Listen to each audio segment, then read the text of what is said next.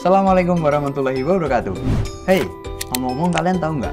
Kalau sebenarnya manusia itu adalah sebuah kreasi terbaik dari Allah Subhanahu wa Ta'ala yang diciptakan dengan keindahan dan kesempurnaan. Sudah menjadi suatu keharusan sebagai seorang santri.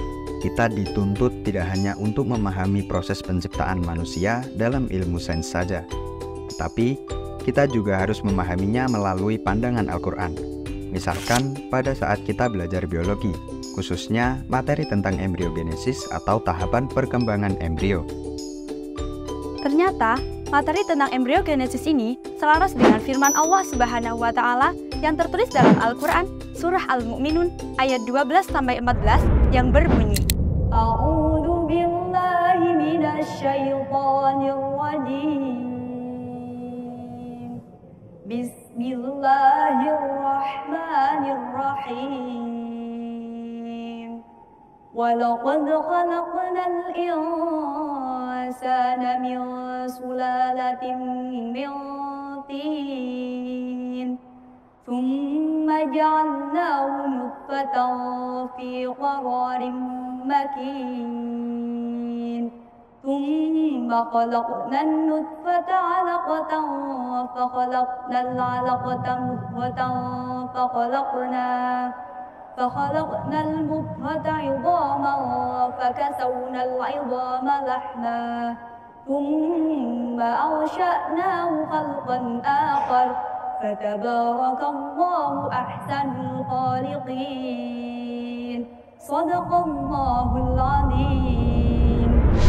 Yang artinya, dan sesungguhnya kami telah menciptakan manusia dari suatu saripati yang berasal dari tanah. Kemudian, kami jadikan saripati itu air mani yang disimpan dalam tempat yang kokoh. Kemudian, kami jadikan air mani itu segumpal darah.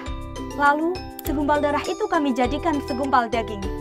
Dan segumpal daging itu kami jadikan tulang belulang. Lalu, tulang belulang itu kami bungkus dengan daging. Kemudian, kami jadikan dia makhluk yang berbentuk lain. Maka, Maha Suci Allah, pencipta yang paling baik. Maha benar Allah atas segala firman-Nya, dan ialah yang Maha Agung. Al-Quran Surah Al-Mu'minun ayat 12-14. Dalam Quran Surat Al-Mu'minun ayat 12-14 diungkapkan bahwa fase perkembangan janin dimulai pada saat salah satu sel sperma telah membuahi sel telur yang matang. Pada proses ini dinamakan pembuahan yang dalam bahasa Al-Quran disebut dengan status mani yang bercampur.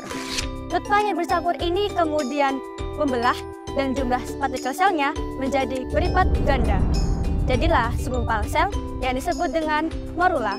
Morula kemudian berkembang menjadi blastula serta bergerak menuju rahim. Ketika sudah sampai di rahim, blastula kemudian menempel. Saat itulah dimulai fase alaqah. Kemudian dalam fase tersebut dimulai pembentukan penyalaputan janin dan terjadi fase mudghah pada minggu ketiga. Fase janin ini merupakan fase yang berkembang dengan cepat. Ukuran bertambah dengan cepat dan organ-organ pun mulai berkembang.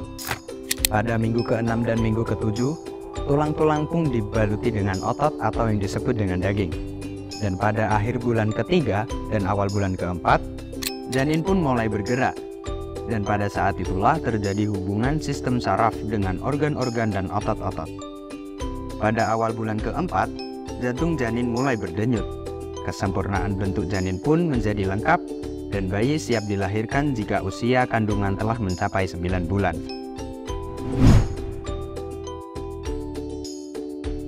Integrasi konsep embrio dalam Quran Surat Al-Mu'minun ayat 12-14 dan ilmu sains ini menjadi salah satu kebesaran dan kekuasaan Allah Subhanahu wa Ta'ala. Oleh karena itu, mari kita selalu bersyukur dan mari kita jadikan amanat yang telah diberikan Allah Subhanahu wa Ta'ala sebagai motivasi kita untuk selalu berbuat kebajikan dan selalu beribadah untuk memperoleh ridha Allah yang Maha Agung. Dan semoga kita semua termasuk golongan orang-orang yang selalu sadar akan amanah yang kita bawa dan bisa mempertanggungjawabkannya di akhirat kelak. Kita dari SMA Darussalam, wassalamualaikum warahmatullahi wabarakatuh.